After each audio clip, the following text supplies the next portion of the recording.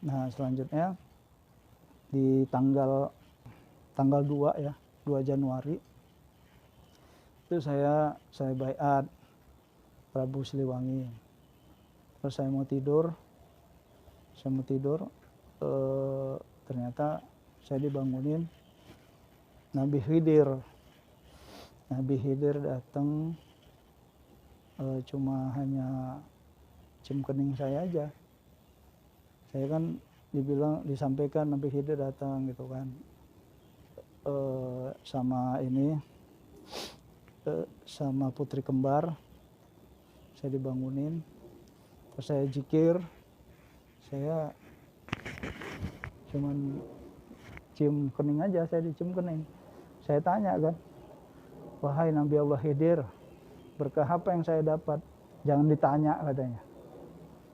Nabi Khidirnya lugas ngomongnya. Kalau orang bilang sekarang ini kayak ketus gitu. Lugas gitulah, apa ketus gitulah. Beda tipis kan. Terus saya sampaikan kepada ini putri kembar. Udah datang, saya bilang. Tapi kok agak lugas ya ngomongnya. Nah, saya disuruh mempelajari, membaca tentang Nabi Khidir dan Musa. Tuh. Nah, terus ya banyaklah cerita tentang ini ya. Nanti berikutnya saja saya ceritakan. Terus setelah itu tanggal 2 disitulah saya membaiat ada butuh hijau karena dilihatnya Prabu Siliwangi berbaiat dan bersyahadat. Butuh hijau juga ikut berbaiat dan bersyahadat. Nah, terus ada Eyang Naga. Nah, Eyang Naga ini spesial banget bagi saya, sangat luar biasa Eyang Naga. Eyang Naga ini naga seluruh dunia yang datang. Saya dikelilingin, ini naga, tuh ya naga, ini tengah-tengahnya tuh saya. Cuman kepalanya aja yang saya lihat di depan saya itu. Naga itu. Pada saat 15 menit sebelum 15 menit, saya kan biasa jam 12 tuh, jam 12 malam zikiran, tapi saya mulainya 15 menit sebelum jam 12. Itu sangat spesial benar nih. Naga darat, laut, udara itu semua yang jin-jin muslim di seluruh dunia, la ilaha illallah, la ilaha illallah, semua berzikir la ilaha illallah nih untuk naga. Belum ada terjadi seperti itu. Hanya untuk naga. Bahkan yang ular aja nggak kayak gitu tuh. Seperti itu. Selanjutnya saya di tanggal 23 ya. Di tanggal 23 itu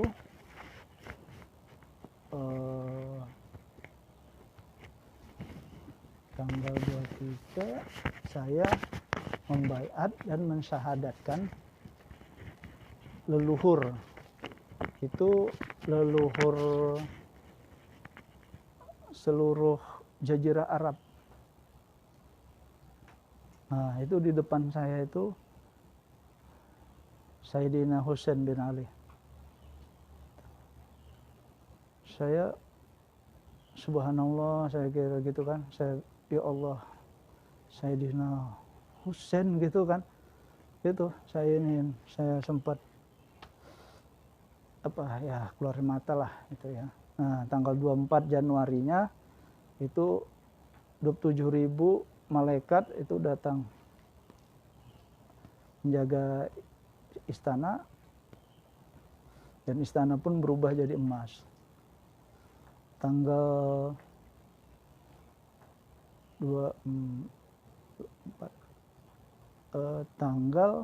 29. Nah, ini 29, 30, 31 Januari ini sangat luar biasa bagi saya.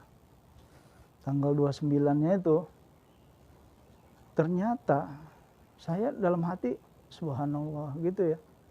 Ternyata ruh-ruh makhluk ciptaan Allah juga nih, ruh-ruh hewan itu harus dibaiat juga, dibaiat dan disahadatkan. Dan di depan saya ini Nabi Sulaiman. Saya kaget di situ. Saya tuh, ya Allah, rasanya hati ini ya. Udah gitu 29 di tanggal 30. Di tanggal 30 saya itu ini dibawa lagi ke langit ketujuh sama Jibril, Mikail dan malaikat Jibril, Rakib dan Atib. Dibawa lagi saya ke langit ketujuh. Saya bilang, ini untuk apa? Saya tanya, ini untuk membaiat bumi, planet-planet seisinya, pokoknya makhluk ciptaan Allah yang meteor lah apalah sih, pokoknya bumi dan alam semesta ini, planet-planet semuanya itu saya sahadatkan. Dan itu saya disuruh julurkan tangan tuh, julurkan tangan, karena saya nggak merasa, saya nggak ngelihat apa-apa. Ternyata yang saya baiat dan sahadatkan itu malaikat hamalat itu suruh julurkan tangan saya gini. Ya saya julurkan aja gini kan, kok saya nggak ngelihat apa-apa, kayak gelap aja gitu, kayak gitu. Nah selanjutnya tanggal 31 itu pohon-pohonan, subhanallah, pohon-pohonan ini ya dari Nur Muhammad, ada ruhnya ternyata nih pohon-pohonan, ada ruhnya. Nah saya di situ yang saya ini kan sahadatkan itu kan, yang di depannya itu sahabat Rasulullah yang namanya Utsman bin Affan. Nih hati-hati loh, hati-hati kepada siapapun yang jolim kepada Utsman bin Affan ya, Sayyidina Utsman bin Affan, menghinanya atau mencaci makinya, menganggap rendah, ternyata dimuliakan Allah. Hati-hati loh. Saya tahu ada paham yang tidak memuliakan sahabat Nabi, ada. Hati-hati. Allah memuliakannya, nanti kalian akan dihinakan Allah. Hati-hati. Selanjutnya di tanggal 20 Februari saya membaiat dan mensyahadatkan ruh-ruh yang ini, ruh-ruh yang belum sempurna, tuh, tanggal 20. Selanjutnya di tanggal 27 saya di tanggal 27 itu jadi gini nih, pada fase sebelum 20 itu saya kan merasa capek ya. Saya merasa capek, merasa saya ini sebenarnya udah malas jalanin hal ini gitu ya. Rasanya nih kok harus saya gitu.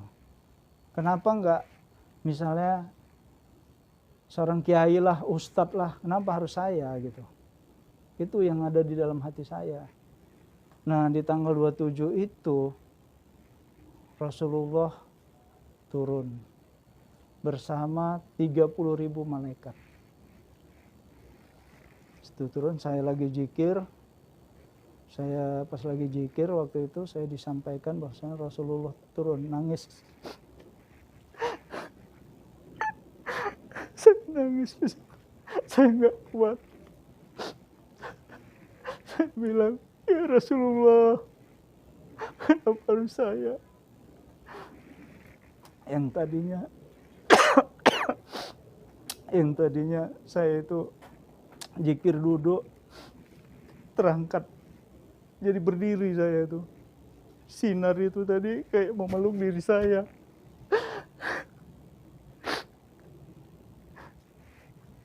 Saya hanya kayak bisikan di kolbu itu Rasulullah ngomong gini, jalanin. Wahai kekasih Allah, wahai anakku kekasih Allah, jalanin. Terus saya mau curhat tuh, mau ngomong, udah pergi. Padahal saya mau curhat, saya mau bilang, ya Rasulullah, cukuplah saya di alam gaib aja lah. Kalau di manusia saya nggak mau. Karena saya tahu manusia itu karakternya seperti apa, saya tahu. Hal-hal kecil aja. Ini pengalaman saya, hal kecil aja. Seorang ibu bawa motor, sennya ke kiri, dianya belok ke kanan, kita kasih tahu, bawel lu katanya. Tuh, kayak gitu tuh manusia. Padahal kita ngasih tahu yang benar. Terus saya kan kerjanya di event, bagian pelayanan. Ya. Itu ada 5 orang yang saya kasih tahu tuh, HP-nya jangan taruh di celana jeans. Cewek-cewek kan pakai celana jeans, taruh HP-nya di belakang, kantong belakang. Dikasih tahu. Cuman 1 orang tuh yang mengucapkan terima kasih, yang lainnya enggak. Malah merengut lah, macem-macem lah ekspresinya. Padahal berjilbab. Tuh. Aneh kita itu kadang. Malah yang mengucapkan terima kasih itu saudara kita Tionghoa coba. Aneh kan?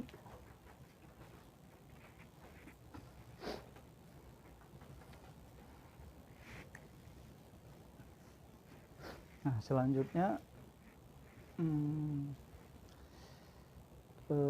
tanggal 6 Maret.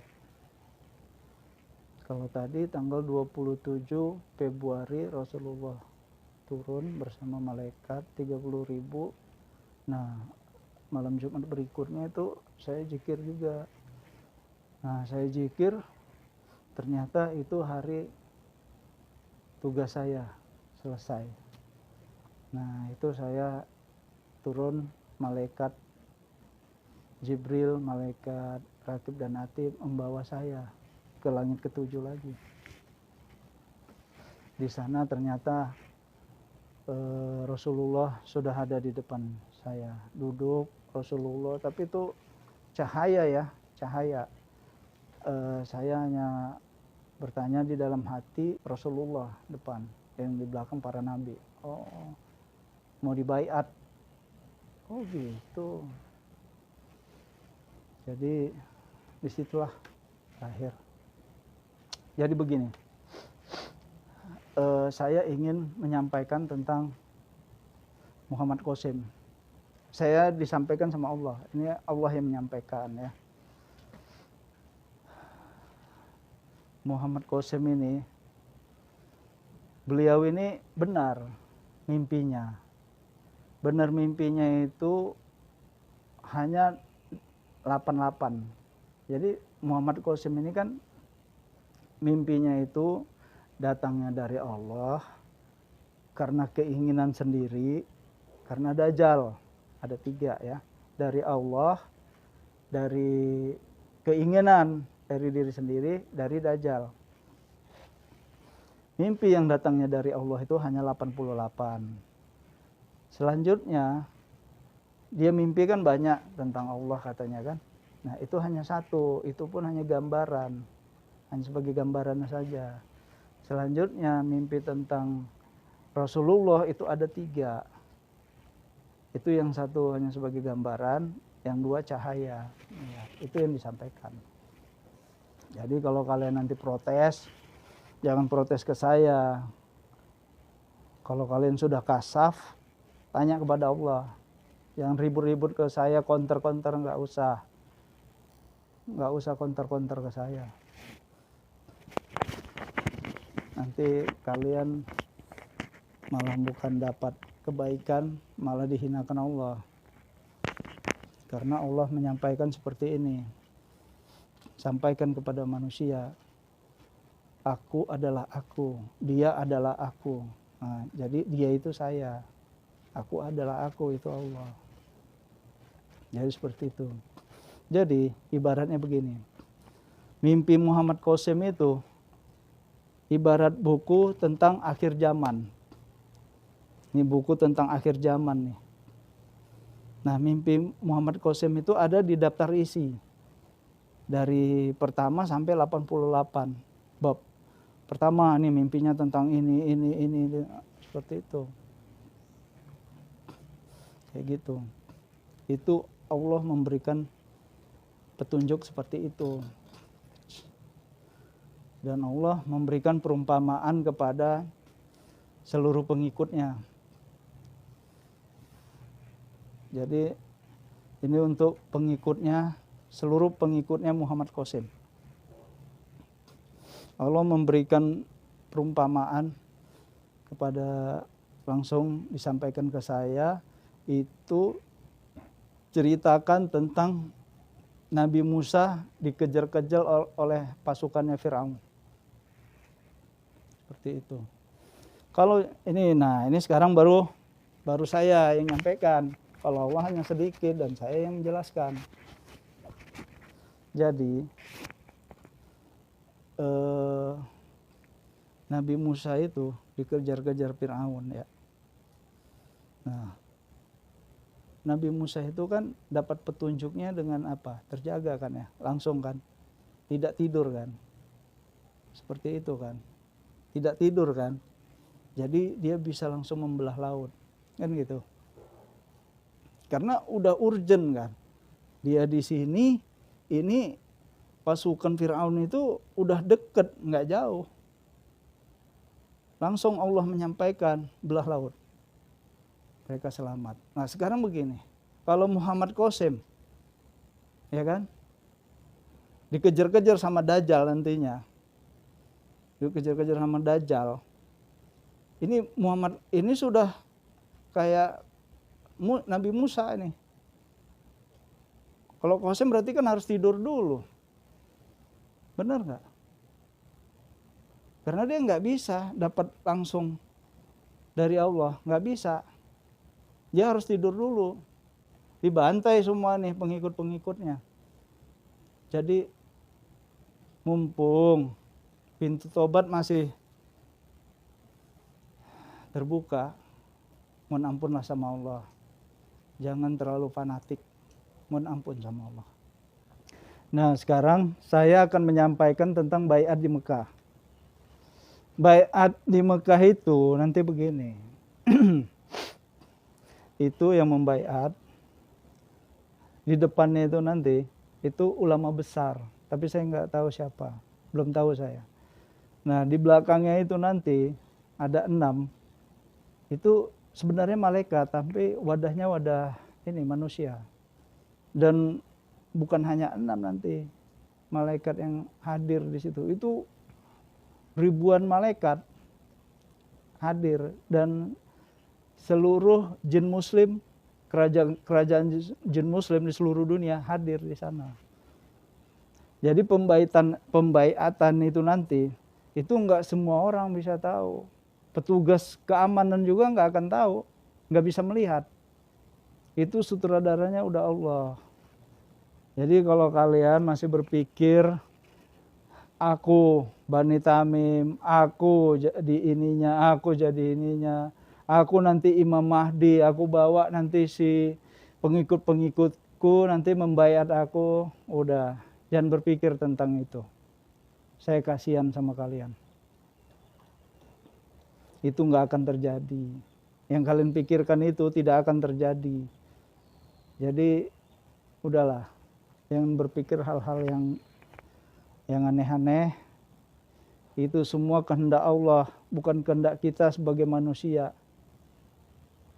Saya saja, kalau bisa saya bertukar tempat sama kiai atau ustadz, nggak apa-apa.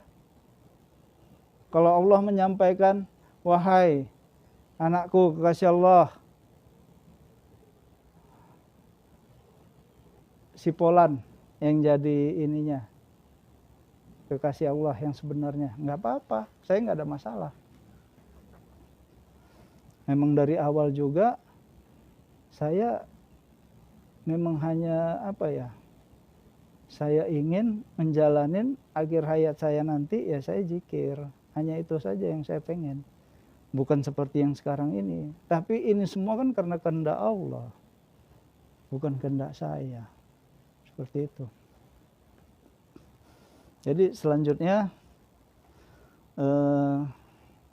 organisasi umat Islam ini kan terlalu banyak ya, dan pemahamannya beda-beda ya. Nah, jadi Allah menyampaikan yang mengadakan haul-haul itu nggak usah dijalanin lagi. Banyak sih sebenarnya kesirikan-kesirikan yang sebenarnya Allah itu murka. Contohnya ya, minta-minta ke kuburan, ngalap berkah, apalagi pesugihan, ya nggak boleh. Ulama-ulama kita juga jangan bawa pengikutnya ke neraka jahanam dong. Kan kasihan pengikutnya, ya kan. Nah, selanjutnya begini juga ya, saya disampaikan agar kayak Sunni, Syiah, Wahabi bersatulah dengan bendera La ilaha illallah. Itu yang disampaikan Allah. Semuanya bersatu. Kalau memang kalian menganggap masih diri kalian Islam, saya bersahadat. Ayo kita tes. Kalian bertanya kepada saya, ini kalau kami lakukan ini, Allah murka enggak? Nah ayo sama saya tanya.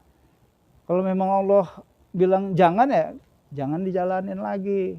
Mumpung pintu tobat masih terbuka, kan begitu. Ya kan? Nah, jadi kayak Syiah itu meratapi, nggak boleh meratapi. Sayyidina Husain itu nggak boleh diratap-ratapi. Bukan kebaikan yang kita dapat. Kalian nanti malah dihinakan Allah. Mana boleh meratapi. Orang tua kita, saudara kita meninggal aja nggak boleh kita ratapi. Di alam jin muslim saja, ya, ayahnya meninggal atau ibunya meninggal, itu jin muslim itu nggak ada tuh meratapi. Udah meninggal ya meninggal aja, selesai. Seperti itu. Nah, jadi sekali lagi apa yang disampaikan Allah, yaitu Sunni, Syiah, Wahabi atau organisasi Islam lainnya bersatulah. Bersatu La ilaha illallah, untuk satu bendera La ilaha illallah. Saya sudah menyampaikan, terserah Anda semua mau dimuliakan Allah atau dihinakan Allah. Ya. Nah, selanjutnya saya ingin menyampaikan tentang baiat dan syahadat. Nah, baiat dan syahadat ini untuk ma'rifatullah, dekat dengan Allah. Nah, manfaatnya apa? Nanti jika kita meninggal, ruh kita kembali kepada orang-orang soleh, berkumpul dengan orang-orang soleh. Nah, nanti jin korinnya kembali ke alamnya, jadi dia tidak luntang-lantung, kayak gitu. Nah, manfaat berikutnya, kita nanti jadi tahu nih, derajat ulama kita di Nusantara atau siapapun ulamanya, itu kita jadi tahu derajat ulama kita menurut Allah, bukan menurut kita loh ya. Kalau menurut kita pasti hebat nih ulama-ulama kita, belum tentu menurut Allah. Seperti itu. Selanjutnya kita pun nanti akan tahu Dajjal itu seperti apa. Bisa nggak Dajjal itu mengucapkan Allahu Akbar? Bisa. Dajjal itu bisa mengucapkan Allahu Akbar, baca Bismillah, Assalamualaikum, bisa Dajjal itu, bukan nggak bisa. Jadi nggak seperti yang dipersepsikan para ulama kita ini, Dajjal itu. Jadi banyak salahnya gitu ya. Nah, jadi nanti kalau sudah berbaiat dan bersyahadat, kalian dekat dengan Allah, pasti kalian tahu seperti apa Dajjal itu. Jadi nggak usah saya yang jelaskan. Seperti itu. Jadi sekianlah yang dapat saya sampaikan. Ini kita sudah di ujung akhir zaman. Terserah Anda semua. Anda ingin memilih dimuliakan Allah atau dihinakan Allah. Itu saja. Saya hanya mengabarkan saja. Allah memberi petunjuk kepada saya, menyampaikan petunjuk kepada saya, dan saya menyampaikan kepada seluruh umat. Demikian. Assalamualaikum warahmatullahi wabarakatuh.